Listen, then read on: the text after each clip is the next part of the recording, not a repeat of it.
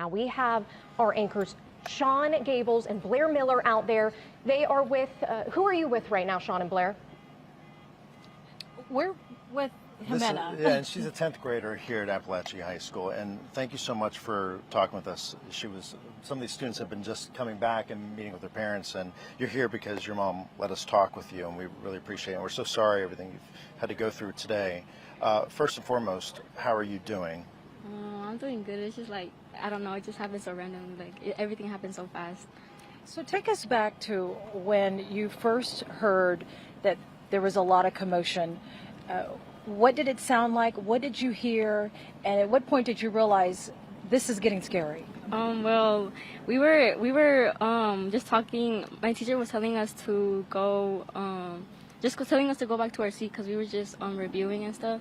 And then out of nowhere, we heard banging. My teacher heard banging. She was like, she made a face. She was like, oh, it's nothing. It's just lockers banging. But then we heard da-da-da, da-da-da, like so many times. And then that's when my teacher got so scared. She turned off the lights quickly. And then the doors were already locked because all of the doors in the school, like, they're already locked. They have a security measure to protect students. So when you heard that rapid banging, was that gunfire or was that students rushing and just dodging under chairs? It was gunfires. How many gunshots did you think that you heard? They were just rapidly. They were like da da da da da da da. So probably like, I don't know, like 6 or so maybe. And this was in the classroom right next to where you were, right? Yeah. So what happened then? I mean, did you take cover, or what happened at that point? Our teacher told us to immediately go on the corner of the room, and then we were just hiding there in a corner. She was trying to like protect us. It seems like the teacher really went into action really fast. Do you see her acts as being heroic and making sure that the students that were in your classroom were kept safe? Yeah. I know this is all unfolding in a way that is really hard to try to understand. I know it's hard for all of us to understand right now. As you walked out of that classroom, what went through your mind? Well, they told us to put our hands up, so like we were like hands up, and then we had our hands up, and then like in the side, I don't know what I saw, but I probably saw like, I don't know, probably like a body or something. I don't know, because there was like a SWAT person like covering something.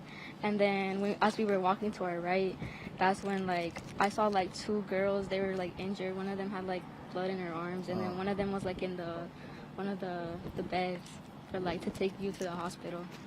What was going through your mind when you saw your classmates, the students you go to school with every day? This isn't a video game. This isn't a TV show. This is real. I don't know. I was just like shocked. I just like it's just crazy how like you have a regular day and then all this happens so like fast, and it's just shocking. You know, I'm watching your eyes. I see your mom. She's over there watching us while we're doing this interview. When you saw your mom, what was the first thing that you did? I started crying, and then I just gave her a big hug. You're glad you're alive? Yes, I'm glad. We're glad you're here. I'm glad you're here too. So Jimena, thank you, and we're sorry for what you've gone through. You've shown incredible bravery to just speak to us. So, Carly and Tracy, we're just starting to get a sense, Blair, of just a lot of the students that we have seen. It has been crowded. I mean, just trying for us to get here on location, there are hundreds and hundreds of cars parked, very hard to get through traffic. A lot of them are concerned parents here to grab their children. Yeah, and even school buses showing up here as we look off in the distance. We're going to send it back to you now, Tracy and Carly, and we'll keep an eye on the situation out here, talking with families and more of the students out here, those truly impacted firsthand. All right, we'll see you in just a bit.